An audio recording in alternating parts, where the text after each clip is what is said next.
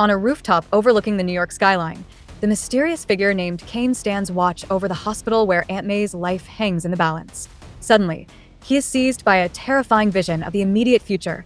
Mary Jane Watson Parker runs for her life in desperation, only to be brutally murdered. Driven by a grim sense of duty, Kaine vanishes into the night, racing to intercept this tragic future before the violent prophecy is fulfilled. Meanwhile, at the Pittsburgh airport, Mary Jane hugs her sister goodbye. Though MJ admits she'd love to stay longer, she explains that she must return home to be there for both Peter and Aunt May. As they promise to stay in touch, Gail notes that she loves this new side of her sister and that she is positively glowing. MJ smiles with a newfound sense of peace, telling Gail that the glow is simply called family. After arriving back in New York, MJ heads straight to the Park Avenue Medical Center. While not entirely sure why she came, she recognizes that since the start of her trip, she's been feeling run down, plagued by a persistently upset stomach. As she waits impatiently in the exam room, her mind races, and she wonders if the compounding stress of Aunt May's stroke and Peter's recent mental collapse has given her an ulcer. Finally, her doctor opens the door, immediately asking if she can come into his office, as they need to talk. Meanwhile, Peter's clone Ben Reilly, also called the Scarlet Spider, stops by the Parker home to ensure they are safe from the looming threats of both Kaine and the Grim Hunter. Peering through the window into the deserted apartment, he thinks about how lucky Peter is to have a home and a family. For a brief moment, he allows himself to imagine Peter and Mary Jane in a tender embrace, lost in a kiss. However, he quickly snaps out of the fantasy, as it only reminds him of how empty his own life is. A short time later, as Kaine tracks the Grim Hunter through the city's shadows, he is struck once again by a violent vision, the brutal, impending murder of Mary Jane Watson Parker. Later that evening, Peter loses consciousness from the toxic effects of the vulture's poison.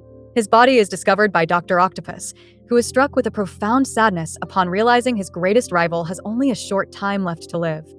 Meanwhile, Mary Jane finally returns home, and after calling out for Peter, she catches herself, realizing how foolish it is to expect him to be waiting for her, especially considering how he had retreated behind the mask and treated her like a leper before she left for Pittsburgh. As soon as comparisons to her father begin to creep into her thoughts, she fiercely pushes them away, as the entire purpose of her trip was to make peace with her past, and now, it is time to make peace with her husband. She glances at the trashed kitchen, thinking of cleaning it, just like she spent the past months cleaning up the wreckage of Peter's life, but she is simply too tired to deal with it. Crawling into bed, she feels on edge as her mind races with the compounding stress. Then, reminding herself that she needs to visit Aunt May at the hospital, she finally drifts into a deep sleep. At that exact moment miles away, Peter forces himself awake. He decides that the only thing left to do is to finally go home to his wife, his partner, his best friend, as he cannot keep running from the person he loves the most. But just as he resolves to return, his mind is violently assaulted by a horrific image of his own body floating in a cloning tank. The shock is so overwhelming that he falls from the rooftop, only to be intercepted by Stunner, who begins to battle him until her companion Dr. Octopus arrives to bring Peter to his laboratory for treatment. The next day, Mary Jane visits Aunt May in the hospital, praying that she doesn't die as they need her now more than ever. She notes that May was Peter's source of strength and responsibility growing up, but he's changed recently, and she desperately needs the loving and supportive Peter back that she married. Also, she's learned something that fills her with both joy and terror, but she has no idea how Peter will react. She doesn't even know how he feels about her anymore or their marriage. With a desperate plea, MJ begs May to help her, as she can't lose Peter, especially not now. A short time later, a pensive Mary Jane returns home, worrying about how Peter will react to her announcement. Unbeknownst to her, a figure watches from the shadows, struck by her beauty, yet saddened by her vulnerability. As a single tear falls from Kaine's eye, he knows the miraculous secret that Mary Jane will soon reveal, and he desperately wishes he could guarantee her survival, but he can't. Just then, a reinvigorated Peter returns home. He is profoundly grateful to be alive, yet deeply disoriented by fractured memories of being strapped to an operating table under the care of Dr. Octopus. As he changes into his civilian clothes, he debates whether to visit Aunt May or track down his wife first, wondering if he even has the nerve to beg for Mary Jane's forgiveness after the way he's acted. Suddenly, a sound breaks the silence, and Peter turns to find his beautiful wife standing in the doorway. Mary Jane freezes, utterly stunned by the unexpected sight of her husband, her thoughts scrambling for the right words. Misreading the shock in her eyes, Peter wonders if he has wounded her so deeply that she can no longer stand the sight of him. But as he begins to look away, MJ misinterprets his retreat as hatred. She instantly blames herself for abandoning him when he needed her most. For a brief moment, she thinks she should just leave, believing she is nothing but a source of his agony, but her heart refuses to let her walk away. As they both silently wonder if they can ever excuse the past hurts and words spoken in anger, and if there is any possibility of forgiveness, the answer rises within them as a resounding yes. Breaking the painful silence, they desperately fling themselves into each other's arms. Then, locked in a fierce, passionate embrace, Peter and Mary Jane Parker lose themselves in a long and deep kiss as their minds echo with the exact same ecstatic thought. Oh God, yes. Outside the Parker home, Otto Octavius peers up through the window to observe the romantic moment. Though he can only see the faded silhouettes of the Parkers' embrace, he cannot help but smile. As the evening wears on, the smooth music of Sinatra drifts from the record player, underscoring a humble candlelight dinner of pizza and orange juice. Dancing into the wee hours of the night, the Parkers find a profound sense of relief in each other's arms. Enveloped in the luxurious wonder of their love, they silently renew their vows and strengthen their bond, allowing themselves to believe that maybe, just maybe, they will finally find a way to live happily ever after. A short time later, the peace is shattered as Peter wakes to discover that the effects of the virus have returned, and a cold horror sets in as he realizes he is still dying. His mind races over how he can possibly tell his wife, and sitting on the bed, Mary Jane fights her own quiet battle as she wonders how to make her announcement. Breaking the silence, Peter hesitantly tells her that he has something important to say, and MJ softly replies that she has spent the last few minutes building up her own courage to share some news as well. Peter steps forward, tenderly cupping his wife's face in his hand, and tells her that the floor is hers. With a radiant smile, Mary Jane finally delivers the earth-shattering announcement. Congratulations, Tiger. You hit another jackpot. You're about to become a father. We're having a baby. Peter's mouth drops open in stunned amazement, and for a brief moment, the world stops, and he can form no words at all. Finally, as Peter regains the ability to speak, he can barely believe what he heard, and asks in shock what they're going to have. Cradling her stomach with an encouraging smile, MJ answers that they are having a baby. Peter repeats the words, and as he processes the news, a smile breaks across his face, met instantly by his wife's radiant joy. Unable to contain his excitement, Peter launches into a full backflip, shouting aloud in pure celebration. A baby, he thinks. New life, new hope. Bouncing off the wall and landing back on the bed, his mind races with optimism as he realizes that this is a whole new beginning for the Parkers and even Aunt May. She can't die now. She must live to see their child. However, the thought of death violently halts his celebration as he remembers that he is dying, yet now, more than ever, he wants so much to live. Staring blankly into space, Peter wonders what he will do now and how he will tell Mary Jane. Seeing her husband's sudden shift in mood, MJ asks him what's wrong, guessing that he might be overwhelmed by the recent chaos or their fractured finances. However, Peter immediately cuts through his wife's worries and, while holding her tenderly, reassures her that it doesn't matter. They are having a baby, they've created a miracle, and nothing's going to take that away from them. Nothing. Touching her husband's face with concern, MJ states that he feels warm and asks if he's running a fever. Peter lies without hesitation, claiming he's never felt better. He tells her he's going to jump in the shower, so they can head straight to the hospital to share the news with Aunt May, noting that people in a coma can still hear sometimes. But as he walks away, he abruptly stops and turns back to Mary Jane to hold her close one more time. Then, speaking from the depths of his soul, Peter declares that he loves her with all his heart, with every cell in his body, and that he'll love her until the day he dies. As Peter starts up the shower, a sudden heavy darkness settles over Mary Jane. She thinks about how happy Peter is, and how after all he's been through, he's finally free. Yet, though she's happy as well, she can't help but worry about their child. With Peter's genetics permanently altered by an irradiated spider, she is left with a chilling, unanswerable question. What effect could the mutated blood have on their baby? Later at the hospital, MJ listens as Peter breaks the news to May. He tells her that their baby has to know her and begs her to follow his voice and come home to them. That evening, the Parkers dress up for a fancy dinner at DeCarlo's and make a toast to themselves at the table, after which MJ happily muses about how long it's been since they last had a night like this. However, the toxic effects of the virus stun Peter, causing him to drop his glass, as MJ leans forward with concern over her husband. Peter claims he's all right and is just a little dizzy, but he silently chastises himself for lying to his wife without missing a beat. Suddenly, a stranger takes charge of the situation, suggesting that Mary Jane take her husband home. Given how they've dined at DeCarlo's for years, MJ assumes the man is a new staff member, but the stranger corrects her and abruptly leaves. Suddenly, Peter's spider sense goes off and he spots Dr. Octopus looking down at him from a rooftop across the street. Upon telling MJ that he must go, and seeing her confusion, Peter explains that he needs to take care of something and won't be long.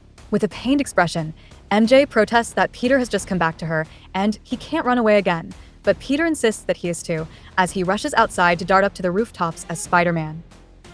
Upon seeing his nemesis, Peter notes all the villains who have wrongfully invaded his personal life and declares that he won't let it happen again, as now, more than ever, he wants his family. He wants his life. However, after a brief explanation from Otto, the foe reveals he's found a cure. With his life on the line and no other options before him, Peter hesitantly accepts Otto's help. After receiving a cure from Otto and fighting through a near-death experience overnight, Peter finally returns home, exhilarated to be alive as the sun begins to rise. Best of all, he and Mary Jane are going to have a baby, and it calls for a major celebration. Meanwhile, Mary Jane begins to clean up their long-neglected brownstone as she thinks about how she and Peter should be out celebrating.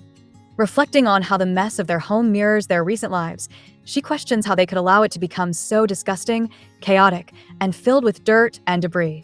As the home begins to get back in order, she hopes that their lives can get back on track just as quickly, but with the baby on the way, she questions how they will cope with so many new problems and responsibilities.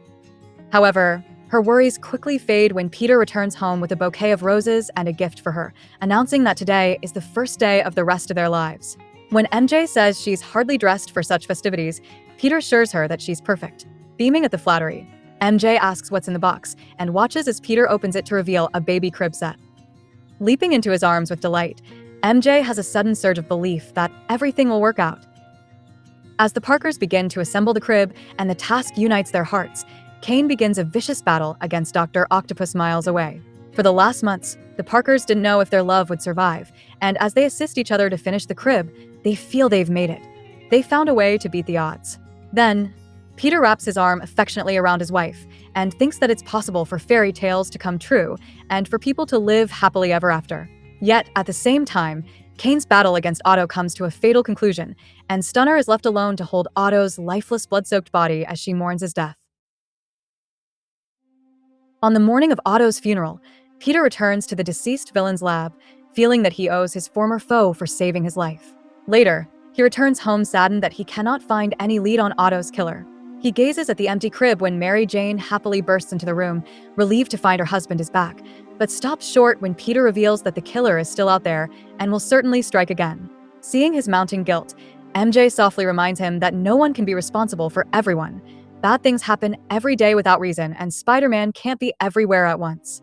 Hugging her husband affectionately, she then reaffirms that she is just glad that he's home.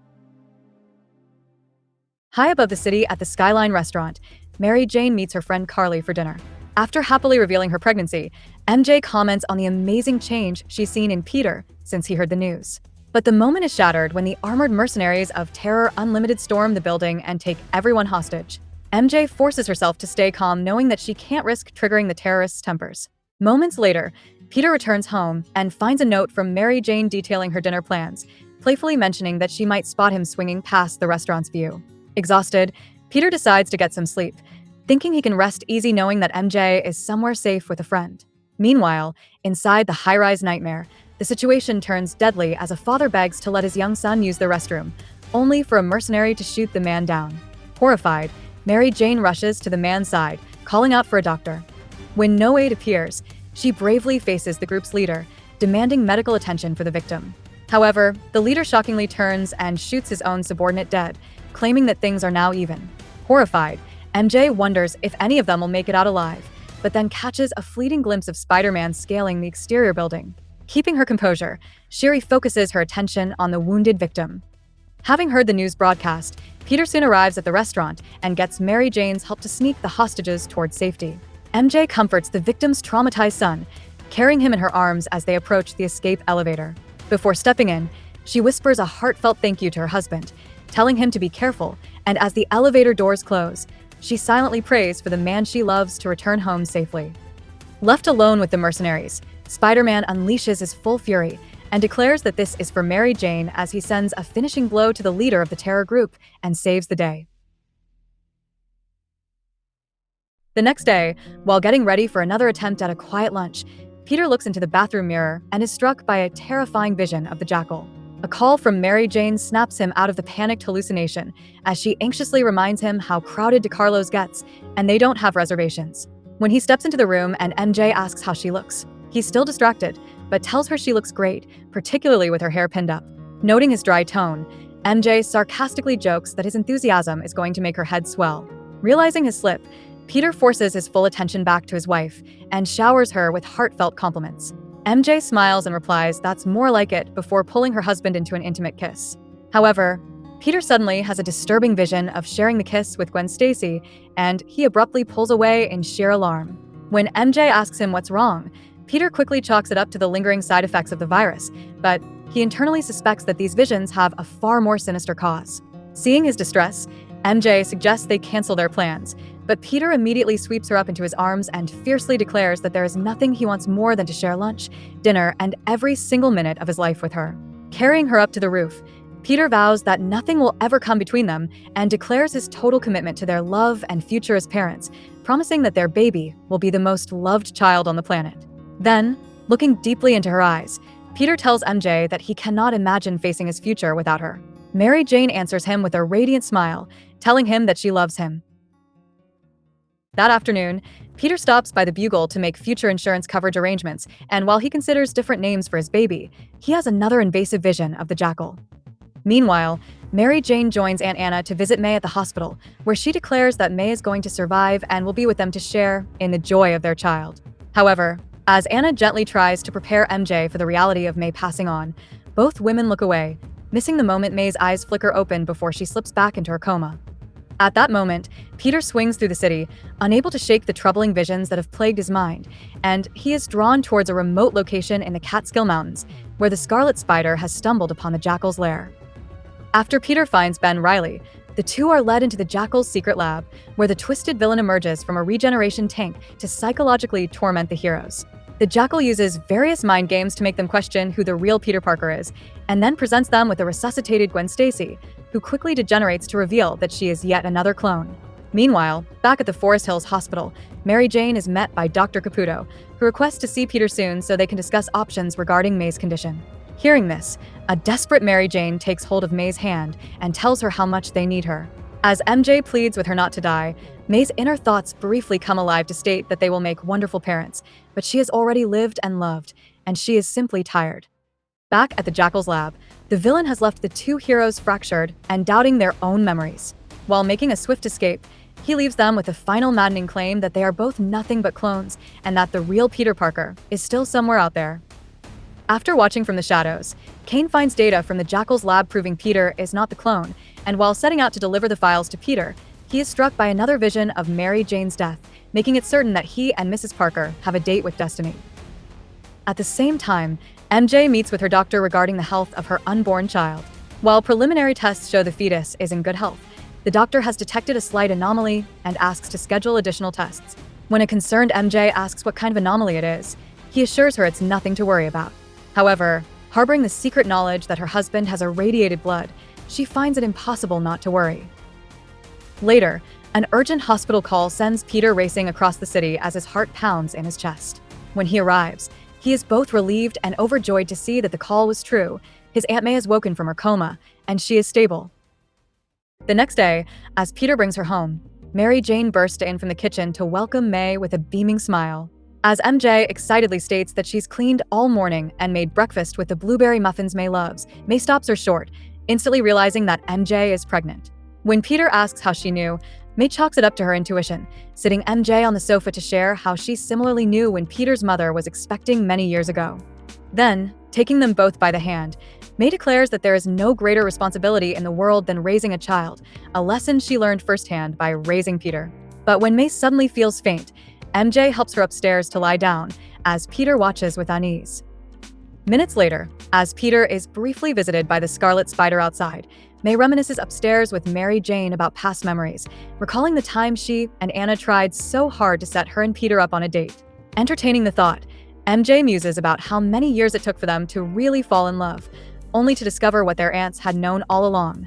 But May counters that they were friends from the very start, and friendship is what matters most in a marriage. Cupping MJ's face in her hand, May declares that she's so glad Peter chose such a true and wonderful friend to be his bride. Then, as she lies down to sleep, she whispers that the baby is incredibly lucky to have the two of them as parents. Walking quietly out of the room, MJ softly tells May that they are the ones who are blessed because they have her. While May sleeps upstairs, Peter and MJ spend a quiet time together watching her old family movies. Seeing her husband as a child, MJ says how adorable he was, and when he jokingly questions her on it, she playfully assures him that he's still adorable and always will be. As the footage plays, Peter states that it's amazing how if it wasn't for these movies, he'd never know most of it ever happened. When MJ replies that he was simply too young to remember, Peter questions if memories are what truly define a person. With growing concern, MJ notes that he's getting awfully philosophical, but Peter pushes further, adding that if someone possessed the exact same memories as him, they would essentially be the same person. Frowning, MJ realizes Peter is referring to Ben Reilly, to which he explains that everything he is, Ben is too. Getting serious, MJ firmly insists that Ben is not Peter, but Peter counters that she has never even met or talked to him. Cupping Peter's face in her hands, MJ gently assures him that Ben is a clone, an imitation, and no matter how brilliantly Warren cloned Peter's genetic structure, he could never clone his heart. Then, looking deeply into her husband's eyes, MJ kisses him passionately, declaring that this is his life, their life, and nothing and no one is going to take it away.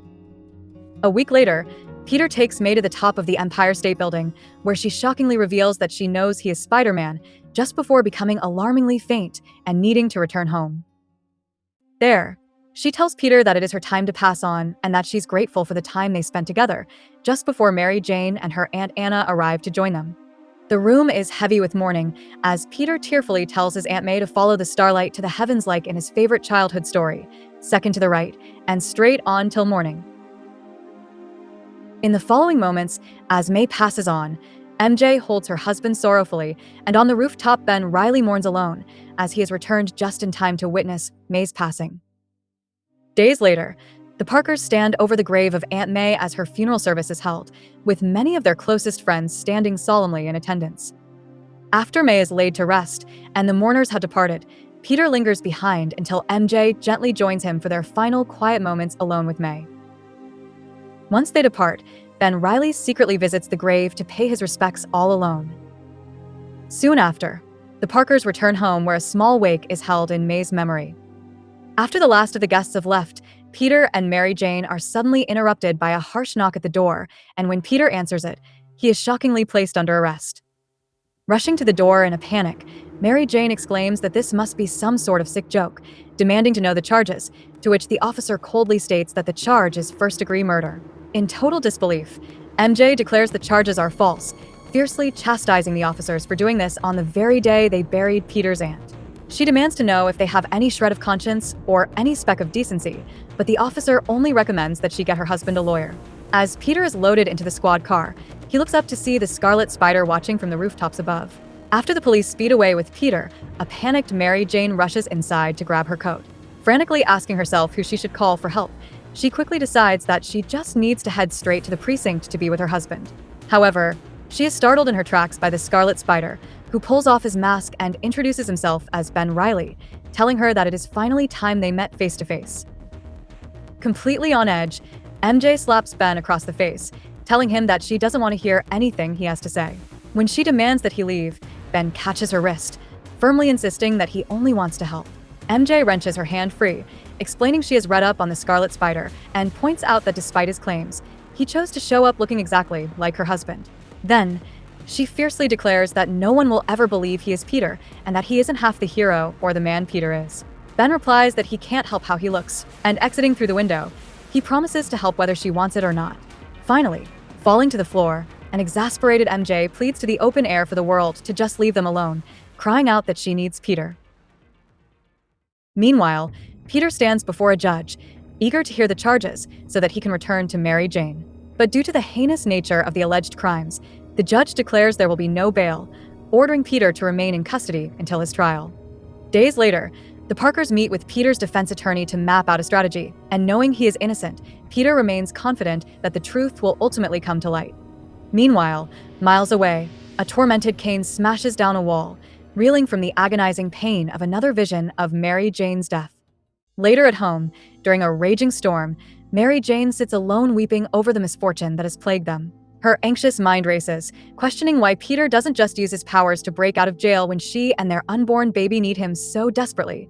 But the thought sends her spiraling with panic over the potential complications with the baby's health. Desperate for air and a clear place to think, she rushes out into the pouring rain, wishing there was someone she could talk to.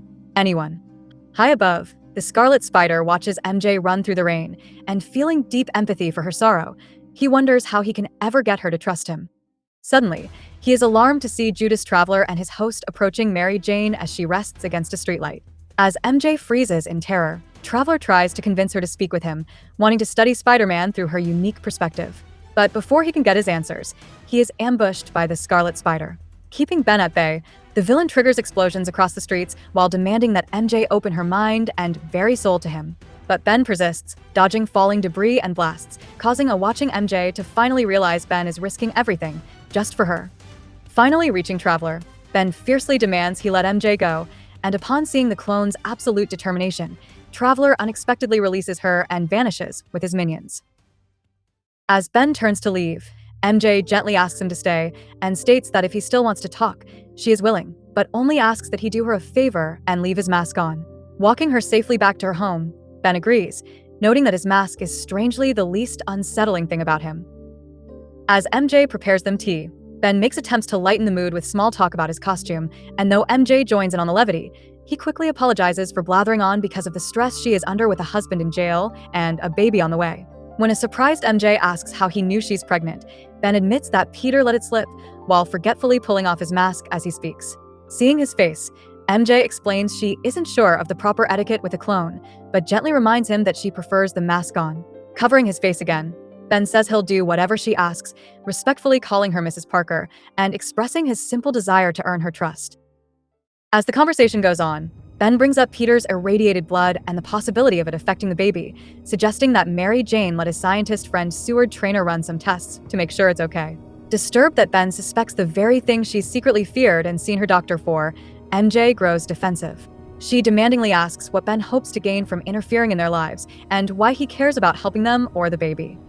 Meanwhile, at Rikers Island, Peter considers breaking out of prison, but he realizes a jailbreak would permanently compromise his secret identity, ensuring Mary Jane and their baby would be relentlessly hounded by society. Feeling utterly helpless, he desperately wants to do the right thing, but doesn't know what that is. Back at the Parker residence, Ben insists that he has finally come to terms with being a clone and is no longer competing for Peter's life. When MJ admits he sounds sincere, Ben states that he doesn't blame her for doubting, noting it makes perfect sense for him to be jealous of Peter for having a beautiful wife and a family, an ideal life he can never have. Ben then explains that clones don't live as long as real people and eventually degenerate, but he is eager to help because at least one version of Peter Parker deserves a happily ever after. Hit by a sudden surge of empathy, MJ places a comforting hand on Ben's shoulder and decides to trust him as she tells him how incredibly sorry she is. When Ben replies that it's just the luck of the draw, she tells him to call her Mary Jane. Miles away, the other mysterious Peter Parker that the Jackal alluded to finally regains his memories and is stunned to discover that he is married to Mary Jane. Meanwhile, MJ and Ben depart into the night to begin the medical tests with Seward Trainer, completely unaware that they are being stalked by Kaine. A short time later, Ben stands amazed looking at the miraculous test results, while Seward Trainer reminds him that it's still a miracle in the making, as it's only the first trimester. Mary Jane anxiously asks what he means and reiterates her concerns, stating that if there is a problem with her baby, she needs to know right now. As Trainer assures her that he's a Spider-Man expert and will factor all variables before making a diagnosis, MJ's thoughts turn to Peter's irradiated blood, and she wishes he could be there with her now, or at least she could be with him in prison. Then, looking at Ben Reilly and realizing he has stepped up to be there for all of them, she softly asks him how it feels to be an uncle. Before leaving, MJ checks one last time to see if she is needed for anything else, or if there is something they aren't telling her. Ben assures her he will call her personally with any news and reiterates that there is nothing to worry about, asking her to trust him. Smiling, MJ says she wouldn't be there if she didn't. When Ben offers to walk her home, Mary Jane states that she's a big girl and can take care of herself. However, the moment she leaves, Ben puts on his mask, intending to secretly follow her home anyway, but Trainer stops him, requesting his immediate assistance. A short while later, Mary Jane walks the nighttime streets toward her home, dwelling on the next steps for her family and for Peter. Suddenly, a hand reaches from a nearby manhole and violently drags her down into the sewers. Startled and terrified, MJ looks up at the face of her dark captor, who ominously states that she shall know him as Kaine for as long as she lives. Huddling in a dark corner, a frightened MJ demands that he stay away, causing Kaine to growl that she must keep her voice down if she values her life. As he warns her that her end is near, MJ snaps. Actively fighting back, she violently opens a valve on a nearby pipe, blasting Kaine with a powerful jet of water and buying herself a brief moment to escape. MJ frantically climbs a ladder back to the street and runs toward a dark alley. Realizing Kaine is already closing in on her, she wonders what the lunatic wants with her and bitterly regrets that she didn't let Ben walk her home. Desperately wishing Peter was there when she needs him most, she suddenly collides with a man bearing the exact face of her husband, whom upon recognizing her, desperately pleads for her help. He then explains that he's Peter Parker, the real one, and not the fraud she married, but his life was stolen as he's been locked away for 5 long years. A confused MJ's mind races with possibilities until she decides that none of it matters. She exclaims that the man can't do this to her right now, as someone is chasing her. It's then that Kaine appears, warning MJ to step away from the man, as he is not her husband or Ben, but another of the Jackal's clones, and if there is any threat here, he is it. After the man begs MJ not to listen to Kaine, insisting that he is the true Peter, MJ tells him to prove it by protecting her. Vowing that he will, as always, he engages in a vicious battle with Kaine, buying MJ enough time to escape. Minutes later, MJ calls Ben at Trainer's lab to tell him she is in danger from Kaine and another clone, but she hangs up mid-call, deciding that she is going to stop running, stop depending on men in masks to save her, and fight back. Meanwhile, at Rikers, Peter received word from an agent of Traveler that his wife is in danger, and refusing to sit back and do nothing, decides to take control and use his spider powers to stealthily break out of the prison. Back at the apartment, Mary Jane reflects on all the threats they've faced over the years, yet she still can't justify owning the gun she now holds. She remembers buying it and hiding it away, too ashamed to tell Peter, praying the day would never come where she'd have to use it. She wonders, though, if that day has finally arrived. As she grabs a backpack to flee, a figure in a Spider-Man costume stops her. At first, she thinks it is her husband, but when he removes his mask and starts ranting about the imposter who stole his life, she realizes that this is the clone that has been stalking her. Mary Jane orders him to stay back, but he insists that she knows deep down that he's telling the truth, and despite his spider sense buzzing like crazy, he continues to reach out for her. But the loud blast from the gun freezes him in his tracks, and for a moment both he and MJ blankly stare at each other in stunned silence. Finally, upon realizing that the bullet missed, he turns to see that the shot shattered a framed photo of the Parkers on the wall instead. In total shock, MJ drops the gun while crying out in horror, and as the clone reaches out for her again, the fist of Kaine suddenly knocks him out cold. Kaine asks if MJ sees the danger now everywhere she turns and commands her to come with him. However, she refuses, quickly grabbing the gun off the floor to shoot again, but Kaine easily disarms her by twisting the weapon out of her hand so painfully that it causes her to black out. Hearing someone coming in through the skylight upstairs, Kaine then picks up Mary Jane and flees into the night. When a disoriented Mary Jane wakes up in a dark underground lair, she asks Kaine where she is. He explains the place as his home, suggesting she get comfortable because she is likely going to be there for a very long time. Back at the Parker residence, the Scarlet Spider finds the waking clone and, believing he's the real Peter, frantically asks what happened to him and where Mary Jane is. Just then, Peter bursts through the door fresh from his prison break, demanding to know the exact same thing. In the cave, Mary Jane begs Kaine to talk to her until she is fed up with the silent treatment. Finally declaring that she's leaving, she states that the only way to stop her is to kill her. But Kaine instantly blocks her path, warning her not to be so quick to die, and then finally answers her question of what he wants, which is all that her husband has. Meanwhile, above ground, Peter scours the city looking for his wife, followed closely by both the Scarlet Spider and the third clone. As time passes, MJ settles on the cave floor, telling Kaine that what he's doing is stupid, and he should just let her walk out because her husband is going to find her anyway.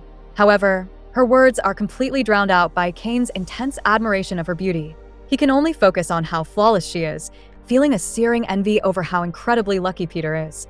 However, Kaine's silence only furthers MJ's resolve to act, and she decides that she must trigger the modified spider tracer Peter gave her. But before activating it, she hesitates, realizing how much worse this will make things for Peter in having to break out of jail.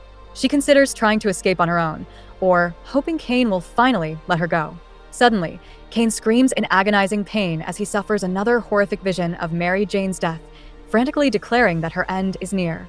Hearing this, MJ decides she has had enough, and for the sake of herself and her unborn baby, she activates the Spider Tracer, instantly bombarding all three Spider-Men with a searing jolt to their spider senses. As more time passes, Mary Jane grows tired of waiting and decides that she can't wait for Peter to come to the rescue. If Kaine wants her to stay, he's going to have to work for it. While running away, she catches sight of a newly opened tunnel. She darts toward it, but Kaine is too quick and easily catches up, grabbing her by the hair. Just then, a blinding light shines through the darkness as a voice cries out to let her go and to get away from his wife. Regaining his vision, Kaine is stunned to see three Spider-Men standing before him, while a confused MJ wonders how this could be.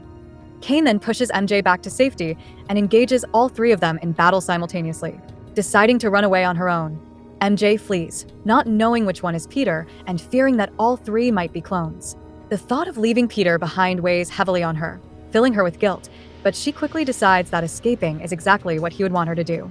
Suddenly, a Spider-Man catches up to her in the sewer, trying to convince her that he is her husband, but MJ directly fires back that he isn't Peter.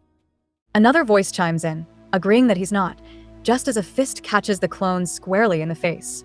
Looking at her savior in a spare black mask, MJ asks if he's Peter, and while taking off his mask, he promises her he is. Instantly hugging her husband, MJ declares with relief that it's really him, and when he asks how she can be sure, she confirms he is. She just knows. Hearing this, the other Spider-Man rips off his mask in billowing anger while insisting that he is Peter. He looks completely possessed as he insanely declares that he must kill them all.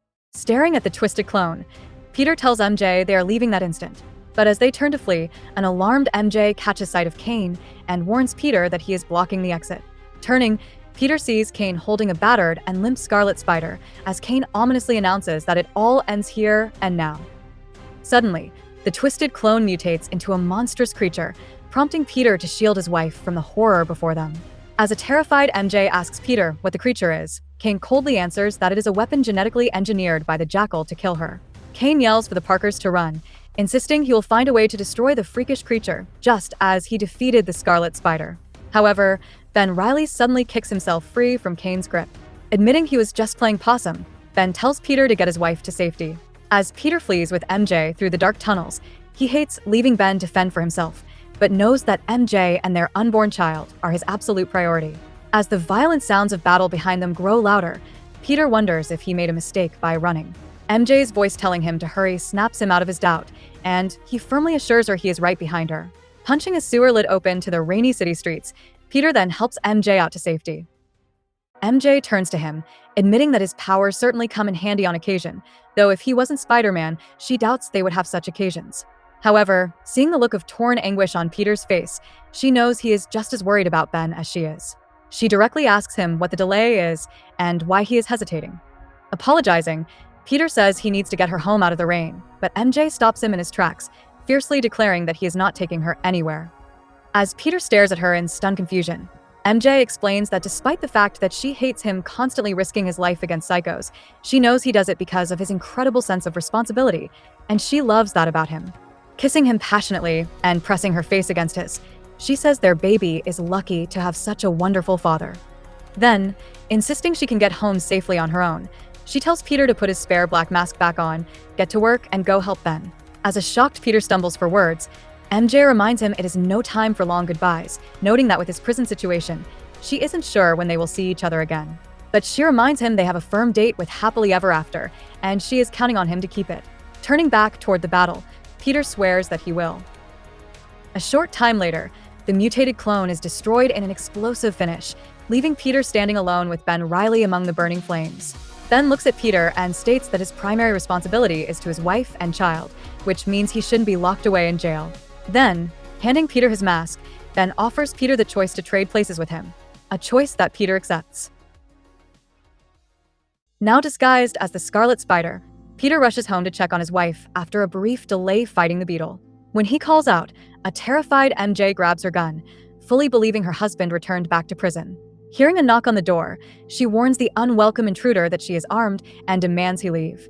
As the door creaks open, She sees the Scarlet Spider costume and panics, and though Peter quickly explains that he and Ben switched places, she cries out in distress that she doesn't know what to believe anymore. Staring straight down the barrel of the gun, Peter offers the one piece of undeniable proof only her husband could know. He reminds her that when she first told him she was pregnant, he told her they had created a miracle, a life, and nothing would ever take that joy away from them. As he softly adds that nothing matters more to him than her love, MJ lowers the weapon in quiet acceptance, recognizing her husband's heart. She steps forward, telling him never to leave her again, but the crushing exhaustion of the past few days catches up to her all at once, and she faints. Peter catches her, apologizing deeply for everything she's been put through as he gently lays her down to rest. Sitting on the edge of the mattress, he is relieved when MJ stirs and tightly grabs his shirt, asking him to just hold her. Pulling her close, Peter softly replies that it's the best offer he's had in days. A short time later, Ben arranges a phone call from prison to check in on Mary Jane, but when there is no answer, he leaves a voicemail. Hearing it play, Mary Jane asks Peter if they should answer, but he tells her to leave it, his mind still weighing what he can possibly do for Ben now that they've traded places. Suddenly, a barrage of gunshots echoes from outside, startling MJ. Exhausted, she remarks that she doesn't know if she can take this city anymore. Pulling on his mask, Peter tells her that with Kaine still on the loose, he has to investigate. As Peter quickly departs, MJ tells herself she should be used to this by now, but quietly voices her desire for him not to go, and while thinking of her baby, states that they're scared.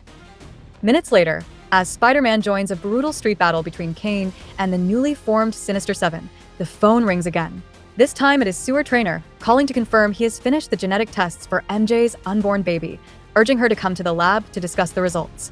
Fearing the worst, MJ asks if it's bad, but when he insists she just come in person, she figures that he thinks she's stupid, knowing full well that something must be wrong.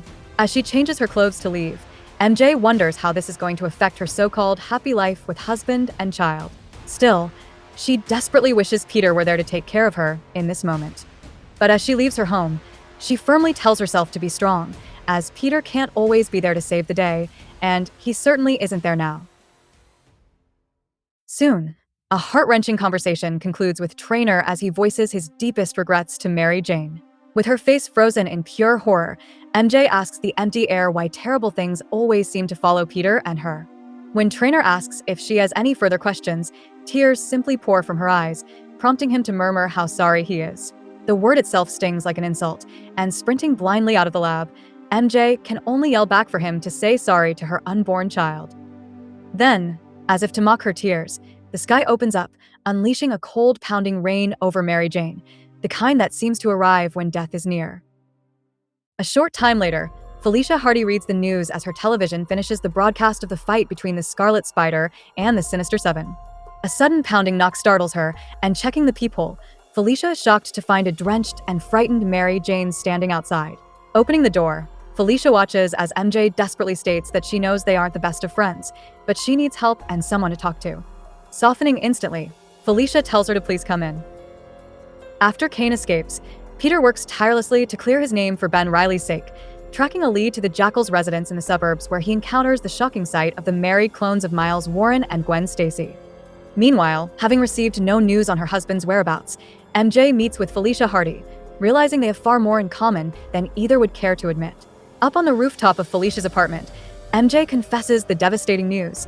Her baby may be in grave danger from Peter's irradiated blood. Breaking down in tears as she laments that Aunt May is dead, Ben is in jail, and Peter is missing, MJ is met with a firm yet comforting hug from Felicia, who affectionately insists that she is there for her. After MJ expresses her appreciation, Felicia understands that what MJ really needs is her husband. While stating that the black cat always gets her man, Felicia places on her mask and leaps out into the night. Watching her vanish across the skylines, MJ softly wishes her good luck, if and when she finally finds Peter. After his ordeal with the clones, Peter visits Detective Raven to convince him that he's arrested the wrong man and secures a promise that the detective will not rest until he brings the true murderer to justice. Afterward, Peter finally returns home where he is confronted by Mary Jane. Immediately asking where he's been, MJ states that she was worried sick, prompting Peter to apologize, stating he simply didn't want to bother her. MJ expresses her frustration that he didn't even leave a note, leaving her to believe that something terrible had happened. Releasing her pent-up emotion, she then tears the mask right off his face and firmly demands he never do that to her again. Softening, She admits that after everything they've endured, she can't stand the thought of being separated from him, especially with the baby on the way. Peter acknowledges she's right, admitting he should have told her, but expresses his need to free Ben from prison given the sacrifice he's made for them.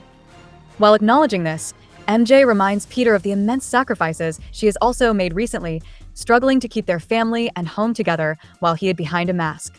Wrapped in guilt, Peter admits he was confused and hurting, swearing he will never put her through it again. Continuing on, MJ recounts how she stood with Peter through the murder charges, the clones, and the terrifying kidnapping from Kaine. Fiercely, she exclaims that it hasn't been easy and that she has endured things that would have broken most people, but she hasn't broken. She has stayed a strong, loyal, and supportive wife. She explains to Peter that she doesn't mean to yell or complain. In truth, she was glad to do it all because she loves him. When it was just the two of them, there was no limit to what she would do for him, but now, with a baby on the way, there are limits and she needs him. Seeing his wife look to the ground in profound sadness, Peter recognizes there is something else, and he begs her to tell him. Saying nothing, MJ simply holds out Seward Trainer's genetic test results.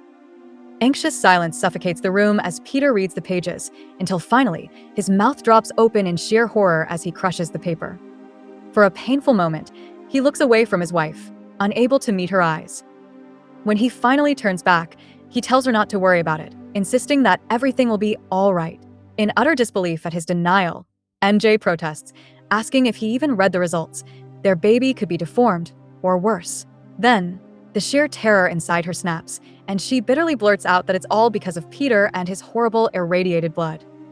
The words hang in the air, sending both of them into a state of absolute shock. Horrified by her own outburst, MJ immediately apologizes, swearing she didn't mean it. She is just so incredibly scared. Peter pulls her into his arms, holding her tightly as she whispers that no matter what, this baby is a product of their love. They will face it together, and they will love this child. Suddenly, MJ goes completely limp in Peter's arms, and panic-stricken, Peter desperately cries out her name until a voice echoes through the apartment, telling him to just let her sleep. As smoke fills the room, Peter turns around to find Judas Traveler materializing out of thin air, coldly announcing that he has arrived to study the wall crawler. Traveler then teleports Peter to an apocalyptic future vision of a totally destroyed city, explaining that this is the imminent reality if Spider-Man chooses to save his family and do nothing. Horrified, Peter frantically scours the ruins and is relieved to see that Mary Jane is at least alive in this nightmare. When Traveler asks exactly how much he is willing to sacrifice to prevent this cataclysm, he transports them both back to the present. Before setting out to face the crisis, Peter rushes to his wife's side as she slowly reawakens after being passed out on the floor. He fervently apologizes for everything, including any harm his irradiated blood might do to their baby. Hearing his panic, MJ stops him, firmly stating that they are together, and that is all that matters. They will get through this. They always do. After a passionate kiss, Peter tells MJ how deeply he loves her. Suddenly, Traveler materializes to announce that it's time, and as a confused MJ asks what he means, Peter looks back at her one last time, repeating that he loves her and to always remember that, before swinging out the window to save the city. Hours later, with the crisis averted and the city safe once more, MJ runs directly into her husband's arms on the roof of their brownstone. As they passionately embrace, Peter knows the future remains uncertain, but for now, he and his wife are happy, and that is more than enough.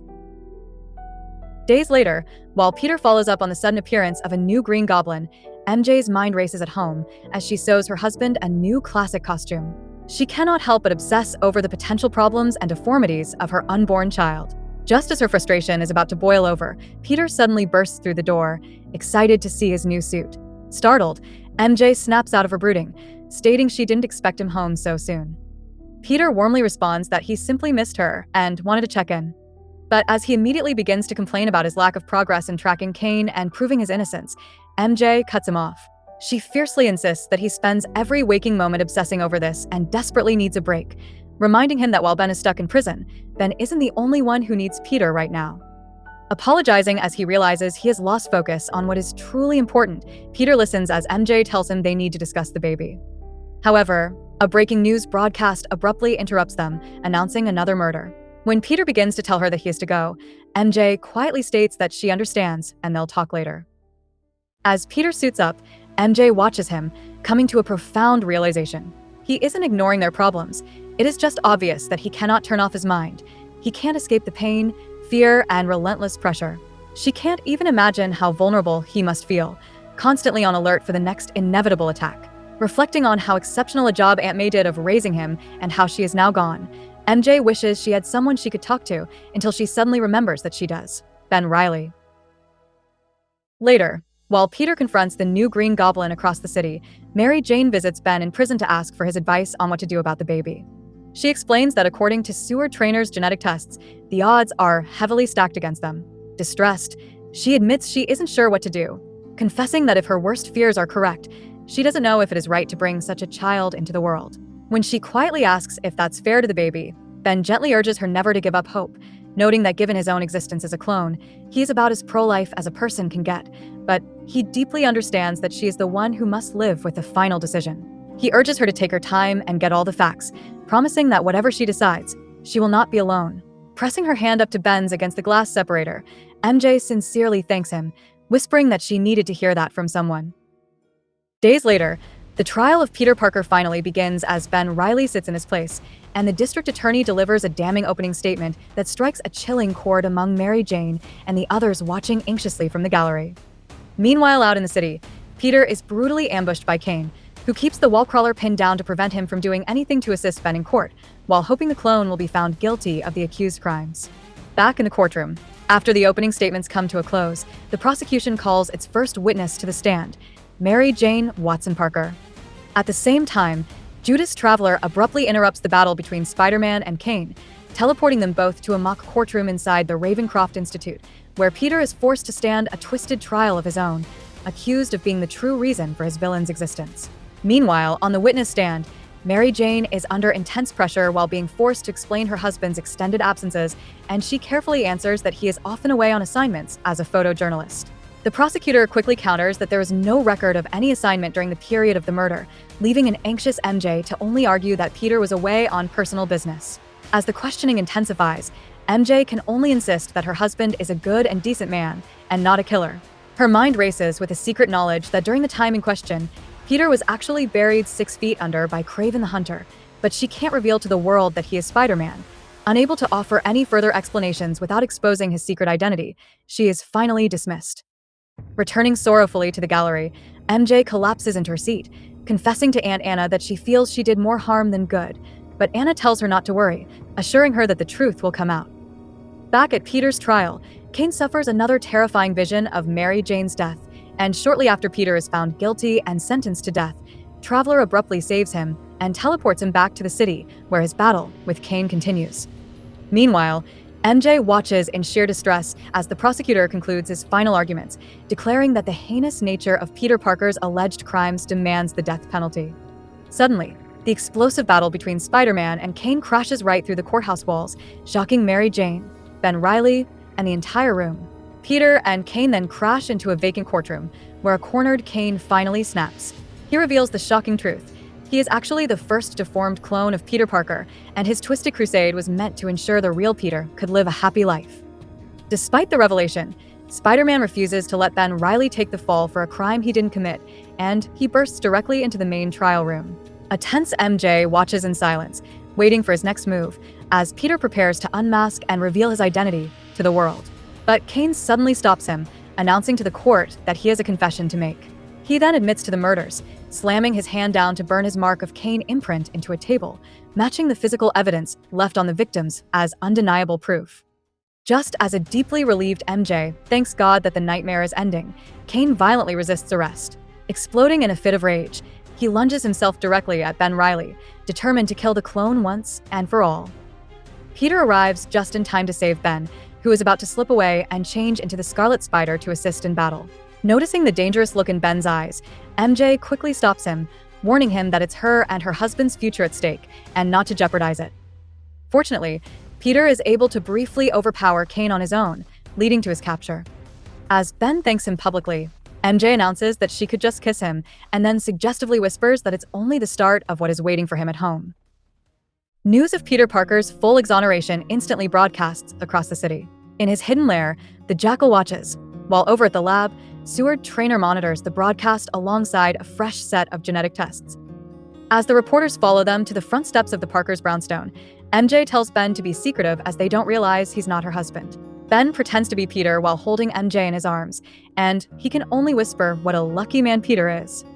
After they go inside, Peter meets them and says that they don't have to whisper as he has shut the windows and has ensured the media is not eavesdropping.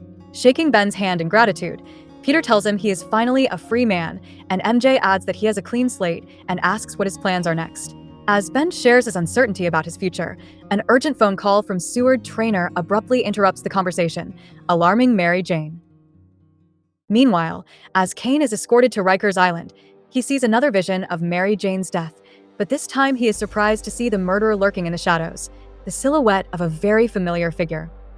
Soon after, the Parkers and Ben arrive at Traynor's lab, where Mary Jane cuts straight to the chase, desperately asking if Traynor has news on her baby. Traynor happily announces that the most recent tests show that her child is healthy. Hearing this, tears of joy well in MJ's eyes as she tightly hugs her husband. But the relief is short-lived as Seward's face grows grim, and he states that the initial anomaly was caused by genetic drift. When a confused MJ counters that he just said the baby was healthy, Traynor clarifies that the child will be completely fine, but the anomaly indicates that one of the parents may actually be a clone. A sudden surge of blinding disbelief and anger hits Peter. He fiercely insists that Ben is the clone, grabbing hold of MJ and telling her that they are leaving immediately. When MJ argues that they desperately need to learn the truth, Peter snaps, countering that Traynor and Ben are liars trying to scam them. MJ holds her ground, reminding Peter that he is smart and will know if they try to pull anything funny. She insists they need to put an end to the guessing, the doubts, and the fears. As Traynor encourages Peter to stay and run the tests himself, MJ looks at her husband, begging him to stay and do it for her and the baby, and most of all, for himself. For the next several hours, Mary Jane watches with undisguised fear as her husband's life is once again put on trial. Placing her hand gently over her stomach, she looks on as Ben and Peter complete the tests, and a final verdict is reached. As the room falls dead silent, MJ watches in anguish as Ben announces that he's very sorry, but Peter is the clone, and he is the original. As a wave of terror washes over MJ for her unborn baby, Peter snaps, and he screams that it is a lie. Driven by a blind rage, he lunges across the lab at Ben, screaming that he won't let him steal his life. Traynor grabs a hold of MJ to pull her back from the violence, but she desperately fights against his grip, begging him to let her go and crying out that her husband needs her. Peter's fury reaches a terrifying peak as he pins Ben to the ground and begins to choke him. Breaking free from Traynor, MJ runs to Peter, screaming at him to stop before he kills Ben. The moment she reaches out and grabs her husband's arm to pull him away, Peter blindly reacts. Yelling to get away from him, he swings his arm back, knocking MJ violently aside. She flies across the room, crashing against the metallic lab machinery. The loud impact shatters Peter's rage, and he freezes in stunned horror, asking himself in disgust what kind of man he has become. Overwhelmed by utter shame and self-hatred, Peter turns and runs away, unable to face the bitter reality of what he has just done. Dazed on the laboratory floor, MJ watches her husband run off into the night, weakly holding out a hand and begging him to please not leave her. Miraculously escaping serious physical harm, MJ soon returns home where she pores over the Jackal's research journals, searching for any data about genetic defects for a child of a clone. Finding nothing, she finally admits to herself that she's burying her face in the books to keep her mind off of Peter. A sudden noise from the lab draws MJ upstairs, as she anxiously wonders what she could possibly say to Peter, or how she even feels after what he did at the lab. She throws open the door, only to find the Scarlet Spider standing there instead. Confused, her grief quickly hardens into rage as she wonders if Ben thinks that being the original means that he can simply step in and replace her husband. Pounding down on Ben's chest in frustration, MJ shouts that he's dead wrong. This isn't how any of this works, and though rightfully his, he can't just come back and reclaim Peter's life. With tears welling in her eyes, she demands that he go back to where he came from, shouting in bitter sorrow that everything was fine until he showed up. Ben quietly takes hold of her wrists to stop the blows, firmly insisting that he doesn't want Peter's life. When MJ asks him what he could possibly want then, Ben explains that he knows how Peter is feeling. He wants to find and help him, and then he wants to go after the Jackal. Soon after, Ben picks up MJ's books off the floor while she checks the mail, surprised to find an envelope addressed specifically to him. Noting the postmark from Springville, Ben instantly deduces who the anonymous letter is from and wastes no time setting out to find the Jackal. Eventually, MJ grows tired of waiting for any word from her husband. With her mind racing, she decides to go out for a walk just to clear her head. Not long after she steps out, a broken Peter finally returns to the empty home. Wrapped in guilt, he tells himself he has no right to this life. Moving to the bed, he grabs MJ's pillow and buries his face in it, deeply inhaling her scent as he reflects on how much he loves her. Yet, firmly believing he has no right to live there, he leaves his savings behind for his wife and unborn child, and after grabbing nothing but his classic Spider-Man costume, he leaves. Later in Forest Hills, MJ meets her Aunt Anna at May's former home, feeling guilty about relying on her aunt to help maintain the property. Anna brushes her worries aside, insisting that she is happy to help. She points out how difficult it has been for MJ and Peter recently, dealing with the grief of May's death and the nightmare of Peter being put on trial for murder. Mary Jane can only look down sorrowfully, unable to confide in Anna about the recent revelation that her husband is a clone, that he is now missing, and that she has no idea how any of this will impact their marriage or their unborn child. When MJ anxiously confesses that she isn't sure their marriage can endure another crisis, Anna reminds her that she and Peter are strong. They are survivors, and their marriage is built on a solid foundation of friendship and trust. Anna adds that Peter loves MJ with all his heart, and he is the man MJ loves. Then, assuring her that the Parkers still have a wonderful life ahead of them, Anna urges her not to let anything get in the way of that. Soon, all of the Spider-Men converge at the Jackal's lair, and after Kaine departs while vowing to kill his creator, the Scarlet Spider is forced to battle an entire army of spider clones. Later, Mary Jane returns home, unsure if she will ever see Peter again. When she flicks on the lights, she is startled to find Kaine quietly looking through their family photos. When she demands to know what he is doing there, he states aloud that Peter had it all, asking why he would just give up his perfect life with his beautiful wife and child. Quietly, MJ answers that she doesn't know, and she really wishes she did. As Kaine continues, stating that he would have done anything to ensure Peter kept his happy life, MJ asks why he cares so much. Kaine answers that Peter's life was something he had envisioned for himself, a life that could have been his, only for it to be taken from his grasp. While holding up the Parkers' wedding photo, Kaine explains that he grew to love Peter, watching him succeed in life where he never could, and spent years ensuring that Ben Reilly stayed away. Then, smashing the table in disgust and disbelief, Kaine screams that Peter is throwing it all away, that he is now an agent of the Jackal, and that he will certainly be killed as a result. Turning his bitter anger directly toward Mary Jane, he claims that she was only ever important to him as a part of Peter's life, and now that Peter is gone, she is nothing to him. As Kaine threateningly holds up a clenched fist, Mary Jane stands her ground and stares him down defiantly. She confidently states that he won't harm her, and he can't, because as a clone of Peter, deep down he has a good heart, and being a clone doesn't make him less of a man. She fiercely adds that her Peter has always defined himself by his actions, not by how he was born. She insists that Peter's life is valuable, and now carrying his child, she refuses to let him throw away the life they've shared together. She concludes that Peter is a real person, and so is Kaine, insisting that he do exactly what Peter would do the right thing. He has the power, and now he needs to accept the responsibility. After listening intently to MJ's inspiring words, Kaine deeply thanks her and immediately leaps out the window, determined to stop the Jackal before it's too late. Though MJ believes Kaine will do the right thing, she still runs upstairs to the lab, determined to reach Peter, so he knows she is still there for him. Once there, MJ combs through Peter's equipment while deeply sympathizing with her husband. Reflecting on all the tragedy he has endured over the last few months, she understands how his mind could have finally snapped from all the pressure. She also realizes that Peter backhanding her recently at Trainer's lab was completely instinctual. She doesn't believe he even realized who was behind him, and she will never forget the look of absolute horror she saw on his face the moment he realized it was her. Determined to break through his despair, MJ connects her emergency beacon to Peter's spider tracers all at once. Then, praying for Peter to come home, she sets them all off simultaneously, sending out a powerful tracker blast that her husband simply cannot ignore. At that exact moment across the city, a manipulated Peter has just located Miles Warren's wife, the original Gwen Stacy clone, to bring her back to the Jackal's lair. Suddenly, his spider sense erupts painfully from MJ's massive tracer trigger, causing him to urgently go back to check on his wife with the Gwen clone in tow. Moments later, Mary Jane's heart leaps as Peter enters through the skylight, and she is shocked to see him with Gwen Stacy. At first, MJ mistakes her for the original Gwen, but the clone gently corrects her. She explains that the Gwen MJ remembers died long ago, but as a clone, she carries all of her predecessor's memories, including wonderful memories of Mary Jane. After Gwen sincerely states that she always thought of MJ as her very best friend, MJ steps forward and warmly hugs her, exclaiming that she has a hunch they could both use a best friend right now. As the two women smile brightly and look into each other's eyes while saying how good it is to see one another, MJ silently wonders if she will see more of this Gwen in the future. Meanwhile, Kaine arrives back at the Jackal's lab to engage in battle, but he is suddenly hit by another precognitive flash of Mary Jane getting killed. This time, the vision clears, revealing the murderer's identity with absolute clarity, and Kaine stands paralyzed, completely unable to believe who it is. Back at the Parker residence, MJ tells Peter she used the spider tracer to bring him home because that is where he belongs, with his wife and their unborn child. When Peter responds that he doesn't feel good enough, the Gwen clone agrees, saying that they are both different and that the Jackal is all they have.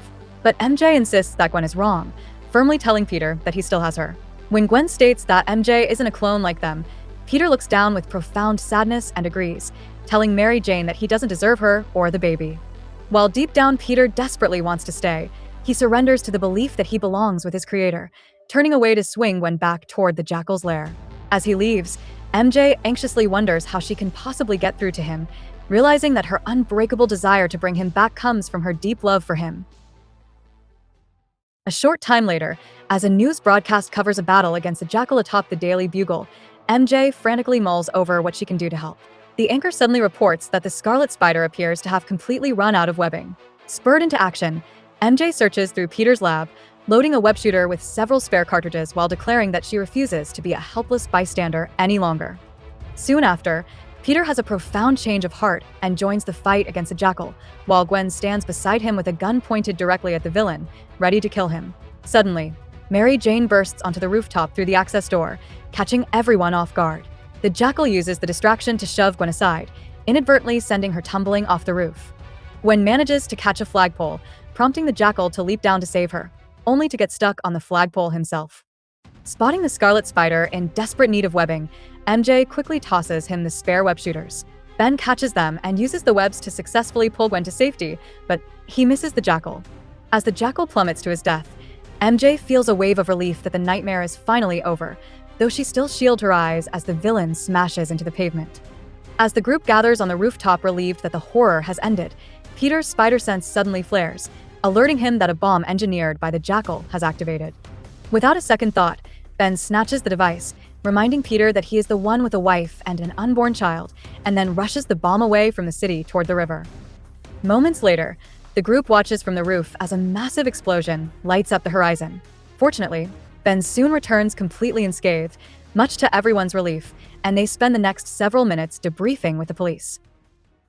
While wrapping things up, Peter suddenly realizes that the Gwen clone has covertly slipped away. However, Ben gently reminds him that he is someone right here who needs him more, prompting Peter to turn and lock eyes with his wife knowingly. Finally home again with his wife, Peter deeply apologizes for everything he did since he learned that he was a clone, especially how he hurt her back at Trainer's lab. But MJ reminds him that he was so upset that he didn't even realize she was standing behind him, wrapping her arms around him. She tells him that he is back, he isn't going anywhere, and he is going to make a great daddy. When she tells Peter she loves him, he smiles and passionately declares that he loves her too, kissing her deeply and telling her never to doubt it. At that moment, Peter remembers that he must settle one more thing with Ben before it's all over. Suiting up and rushing out the door, Peter reiterates to MJ how much he loves her, before departing to tell Ben that he has every right to the Spider-Man name and costume. Yet, while they both know the world needs a Spider-Man, the question remains, which one of them should it be? Days later, Mary Jane gets a call from an old friend named Rolf. Delighted to hear from him, she immediately agrees to meet up.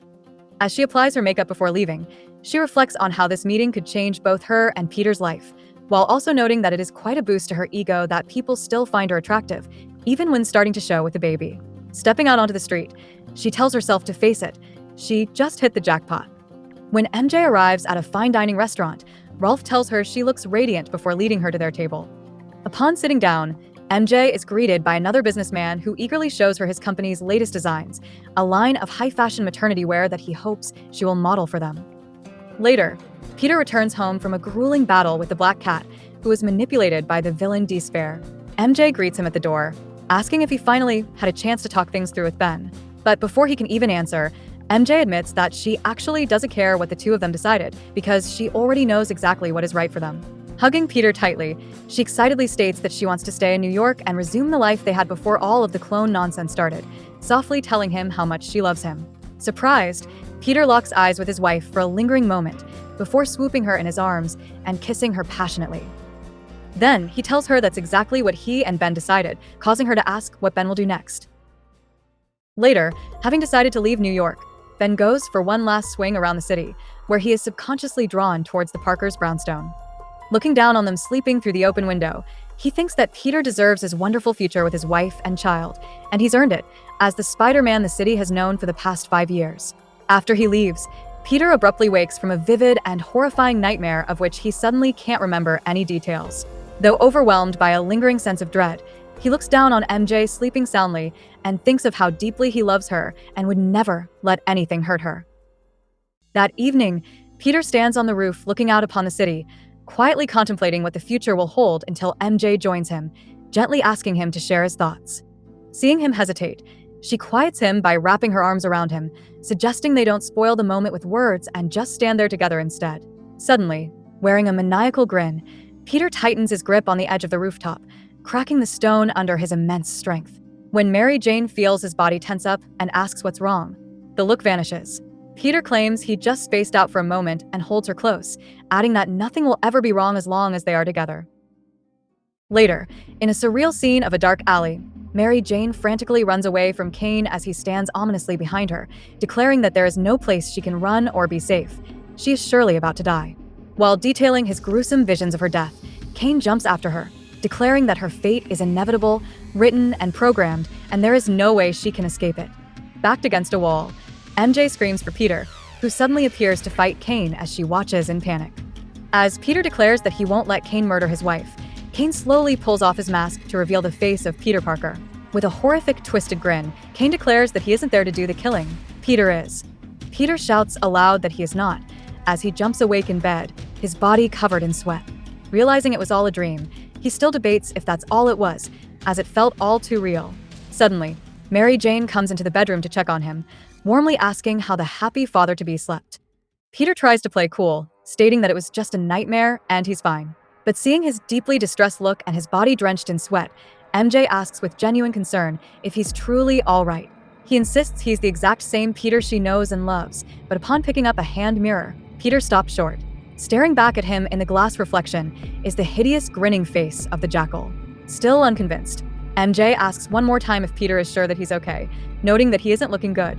Replying that he was just noticing that himself, Peter's face hardens as he wonders what this sinister development could mean. Later that day, Mary Jane poses in high-fashion maternity clothing for a shoot, completely showered with compliments by the photographer and the clothing line representative.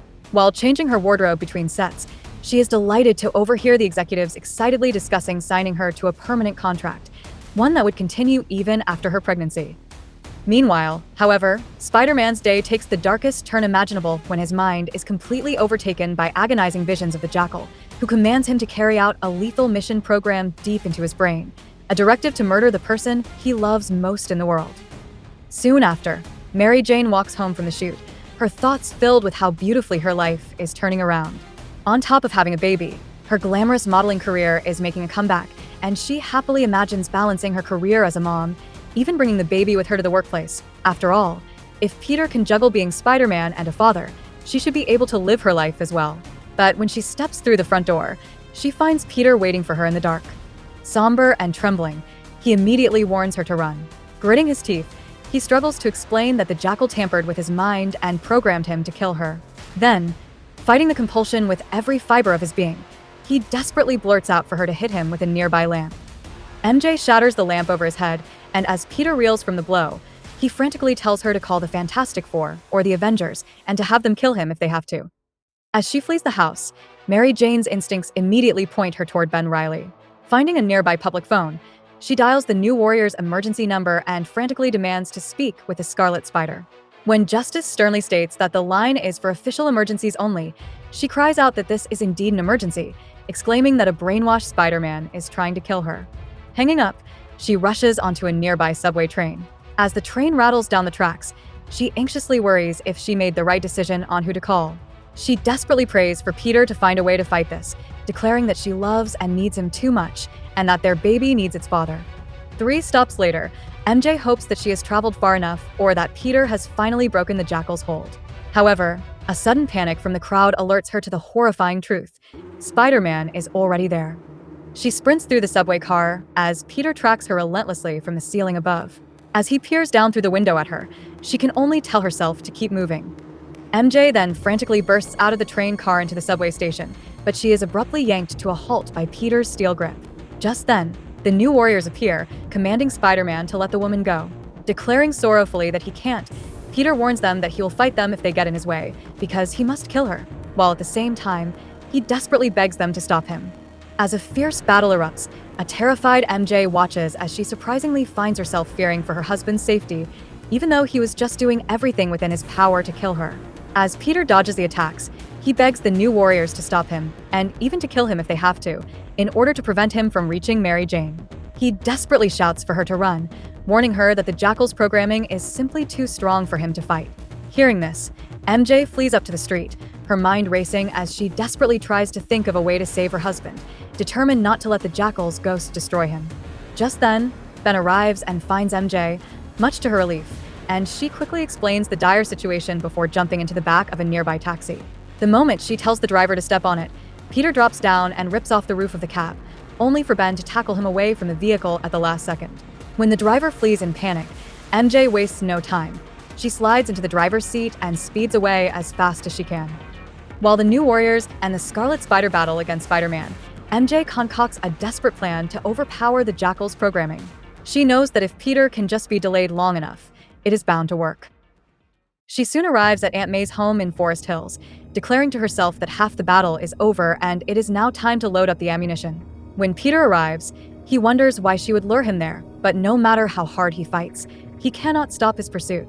He bursts into the home to find Mary Jane sitting calmly on a chair, and he begs her to run, but MJ refuses. In a calm, steady voice, she tells him that they can't run anymore. They can't run from a ghost, and he can't run from memories. As tears well in her eyes, she declares that they can fight this together, because she has faith in them. Now crying, she admits that though she is terrified, she knows he can break the hold. But if he can't, she forgives him, she loves him, and he is everything to her, and if she is about to die, she wants it to be here. Turning toward the wall, she points to all of their old family photos, telling him that she wants to be surrounded by the memories of the ones who loved them, the ones who made them who they are and gave them strength. Then, MJ fiercely declares that he is not the Jackal's pawn, urging him to fight the programming in his head and in his heart. Letting out a blood-curdling scream, Peter channels every ounce of his willpower to follow MJ's words, and the lingering ghost of the Jackal is finally expelled from his mind. With tears pouring from his eyes, he reaches out his hand to Mary Jane, and she takes it. Before he can even begin to say how sorry he is, she hugs him tenderly. As they kneel on the floor together, she holds him close, assuring him that everything is finally going to be okay. Peering through the window from outside, Ben looks in at the Parkers wrapped in a loving embrace, deeply admiring how smart and incredibly brave MJ was to pull off what she did.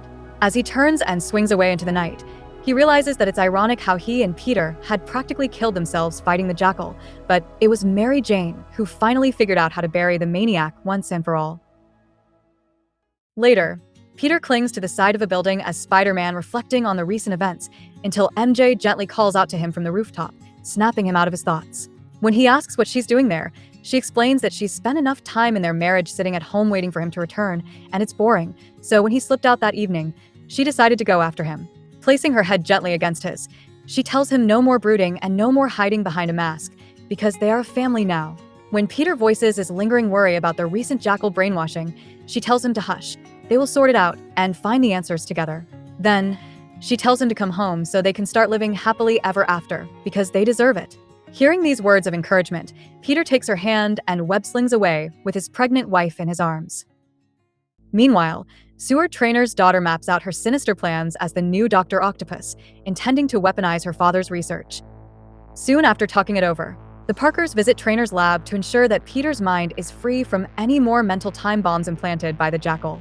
For the next several grueling hours, Peter's brain is scanned by Trainor's technology while Mary Jane sits by, anxiously awaiting the results. Finally, that evening, the Parkers toast to no more time bombs and no more worries, celebrating the completely clean bill of health Peter received from Trainor. Together, they enjoy a romantic candlelit dinner on the rooftop of their home.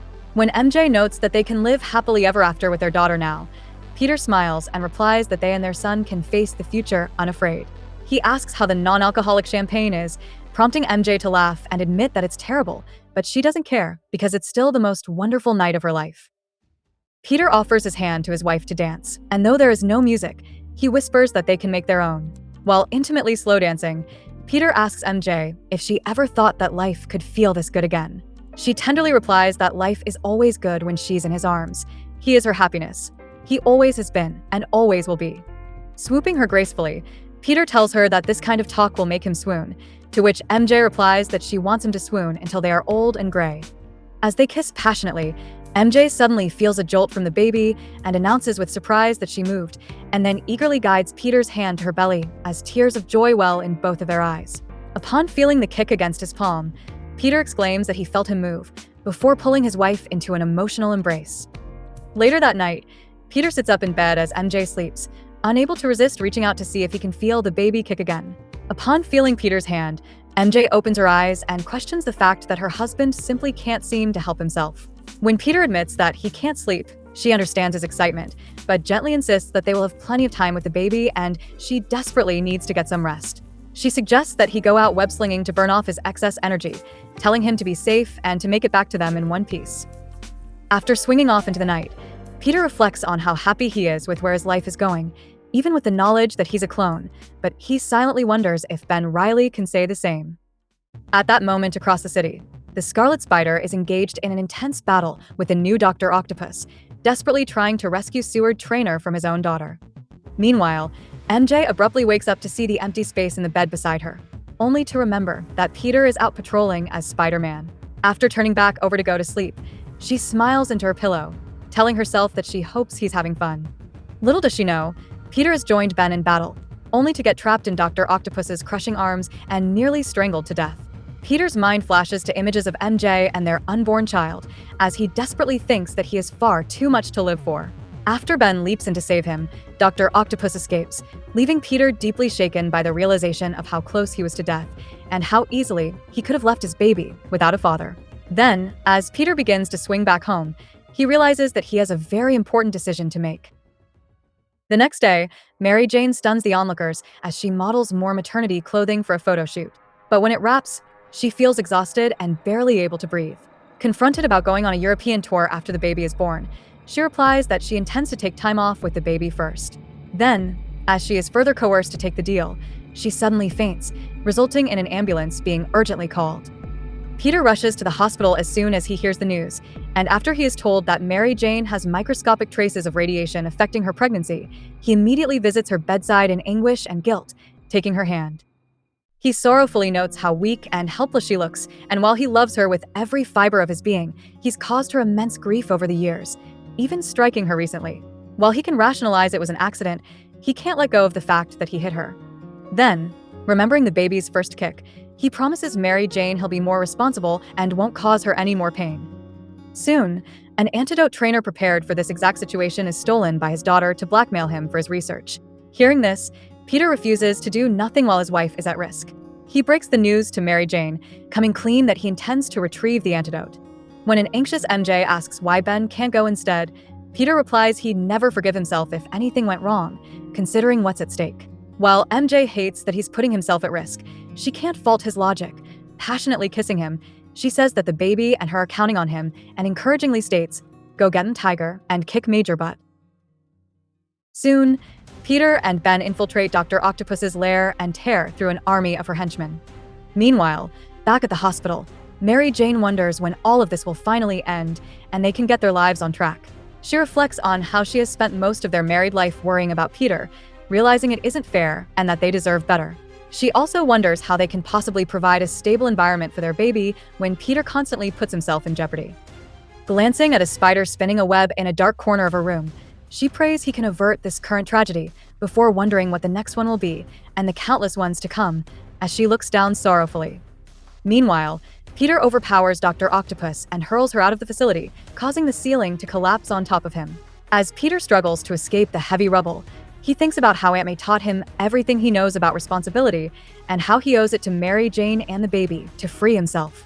However, just as the weight feels like too much, he is suddenly rescued by the Scarlet Spider, who lifts just enough of the weight for Peter to free himself. Returning to the hospital with the cure, Peter is met with a joyful embrace from Mary Jane. When he asks what she's doing out of bed, she replies with a smile that she's hugging the man she loves. She says to face it, they hit the jackpot with each other, and even with all the craziness, she can't imagine her life without him. Peter acknowledges how supportive she's been, but with a sudden onset of guilt, he quietly adds that she did it even though he hit her. When MJ tries to claim it wasn't his fault, Peter begs her not to excuse it, even though he is deeply grateful that she could forgive him. Finally, with a resolute voice, he declares that they have to make some changes, and that he has come to a decision. Moments later, Peter meets Ben in the hallway and hands over his spider gear concealed in a brown paper bag. He tells Ben that he has decided to quit being Spider-Man, explaining that he and Mary Jane are about to start a family, and according to Aunt May, there is no greater responsibility. Peter then walks away to start his new life, declaring that his days as a friendly neighborhood superhero are officially over.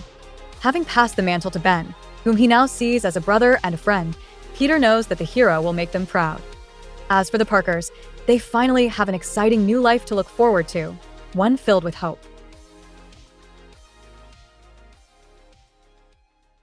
At some point before the Parkers learned that Peter was a clone, they faced a full-scale symbiote invasion of Earth. The tale begins when Peter convinces MJ to drink whole milk, assuring her it is good for the baby. When Mary Jane asks him to spend some quality time at home, Peter explains that he needs to go sell photos to the Daily Bugle and also see if he can finally convince Eddie Brock to give up being Venom. Later, after an attempt to persuade Eddie to separate from the alien, Peter prepares to hunt Venom down using the sonic gun invented by Reed Richards. When Mary Jane asks why he is to do this, Peter reminds her that he brought the symbiote to Earth in the first place, making it his responsibility. He is especially determined after witnessing Eddie arguing with his other the day before, and is disturbed by recent reports of stolen scientific equipment that Venom could be responsible for. After MJ hands him his costume, Peter tells her he plans to use psychology to defeat his foe, prompting her to joke that the psychology must be why he's carrying the big gun. As he swings out, MJ can only hope he remembers just how crazy the man he's going after is. While Peter teams up with the Scarlet Spider and discovers that Eddie is already separated from the symbiote, Mary Jane tries to keep her mind occupied by shopping for maternity clothing. The shop assistant is delighted to hear that Mary Jane has a baby on the way, but admits her own reservations about starting a family because her husband is a cop, noting how lucky MJ is to not have those kinds of daily worries. Smirking at the wild reality of her actual life, MJ sarcastically notes that she's practically a human rabbit's foot. The next day, an anxious MJ heads to the gym to take her frantic worries out on the exercise equipment. When a nearby woman asks if she's angry, MJ responds that her husband didn't come home the night before. The woman brushes it off, saying she deals with a similar situation with her own man. Frustrated, MJ asks if her man fights brain-eating monsters from outer space, leaving the woman staring at her as if she has lost her mind. But things only get worse in the following days as Earth is invaded by an army of symbiotes, and as the news coverage is abruptly cut by technical difficulties, MJ forces herself to stay calm inside her freshly boarded-up home. Armed with a kitchen knife, she tells herself that she won't go down without a fight, desperately wishing that Peter would just come home. Still, she can't help but worry about what might happen to her and their unborn child. Searching through a drawer, she finds an old pack of cigarettes she never threw out after quitting, and the sudden temptation to smoke rushes back. Hours later, with still no word from her husband, Mary Jane is on the verge of lighting up, telling herself she'll only take a few puffs to take the edge off. However, reminding herself that she wants a healthy baby much more than a smoke, she tightens her fist and crushes the cigarette in her hand. Putting the pack away, she decides that the only way to deal with the stress is to have patience and faith in her husband. Eventually, MJ is startled by the sound of boards being pried open, and assuming her home is being invaded, she cautiously heads upstairs carrying the kitchen knife. Upon opening the bedroom door, she is horrified to find the massive silhouette of Venom standing in the dark. She immediately lunges to stab him, but Peter's hand quickly shoots out and catches her wrist. After taking a quick shower, Peter apologizes for frightening her, explaining that they needed a place to regroup before heading back out to stop the invasion. Mary Jane hates the idea, as he is already completely exhausted and fearing he will die. She begs him to think of himself, her, and their unborn child. Hearing the desperation in her voice, Peter quiets his wife, softly admitting that she is right. The next morning, the group sits around the kitchen table weighing their options. As MJ offers Eddie an apple, he thinks of a plan while extending his massive alien tongue to snap the fruit right out of her hand. He then explains that he can broadcast an immense empathic scream through the hive mind to shock the symbiotes into comas. Peter leans over and whispers to MJ that he's nuts, but he might actually be right. Then, after Peter tells her it's time for him to go, she nods in reluctant acceptance. Soon, Eddie carries out his plan while Peter and Ben battle a massive mutated version of Carnage. After returning to Eddie's side, Peter is horrified to learn that Venom actually drove the symbiotes to commit mass suicide. Back home, the heroes recover from their wounds as a somber Peter laments that an entire race had to die. But MJ counters his guilt, noting that their deaths not only saved Earth, but all the worlds they would have conquered next, adding that maybe sometimes the ends really do justify the means. When Peter smiles and replies that she makes so much sense it frightens him, MJ wraps her arm around him and whispers, "Boo." Back in the present, on the rooftop of the Parkers' home, Peter throws his remaining spider gear into a burning barrel until Mary Jane steps outside to ask for his help packing up the kitchen. Catching sight of the bonfire, she asks what he is doing, and he replies that he is ending the charade once and for all. MJ voices her fear that he is brooding about being a clone, but Peter replies that he has accepted it, but it just doesn't change the fact that the past 5 years of his life were a lie. Taken aback, MJ asks how he can possibly think that, let alone say it aloud. In response, Peter pulls a stack of photos out of a box to share his memories of being Spider-Man with her.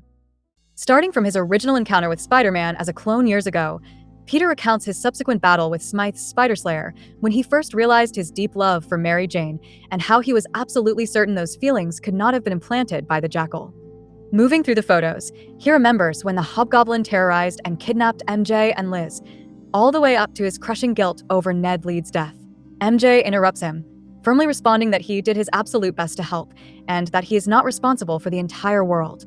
Undeterred, Peter continues to his worst mistake, bringing the alien symbiote to Earth, which resulted in the birth of Venom, the terrorization of MJ, and the eventual spawning of more symbiotes. He then recalls the horror of what Kraven the Hunter did to them, burying him alive for 2 weeks when they were newlyweds. Finally, he brings up his absolute rock bottom, discovering that his recently returned parents were actually androids. After Peter finishes listing the recent tragedies since learning he was a clone, MJ grows tired of hearing her husband stew over only the negatives and asks if he's going to complain about the bugs he's accidentally stepped on next. Reaching into the box, MJ retrieves a different set of photos showing the countless times he has saved the world, reminding him that his actions have rescued an innumerable amount of people. Then, moving past the mask, she reminds him of his own achievements. He went to a top university, graduated with honors, and is a brilliant scientist in his own right. Tenderly placing her hand over his, she declares that he is the man she fell in love with, the man who went for the jackpot and asked a hot-blooded redhead to spend the rest of her life with him, the man she married. Finally, guiding his hand to her stomach to feel the child they made together, she asks him how he can possibly look at their life and still believe he wasn't the real Spider-Man. Standing up to kiss Peter, she tells him that he has done his time, and at this point, she doesn't want to see him in the costume again.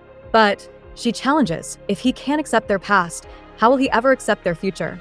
While he can burn the physical items in a box, they both share those memories and know they really happened, and honestly, she wouldn't change a thing.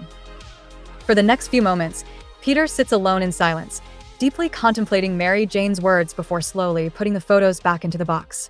He lifts the box over the flames, on the verge of dropping it all into the barrel.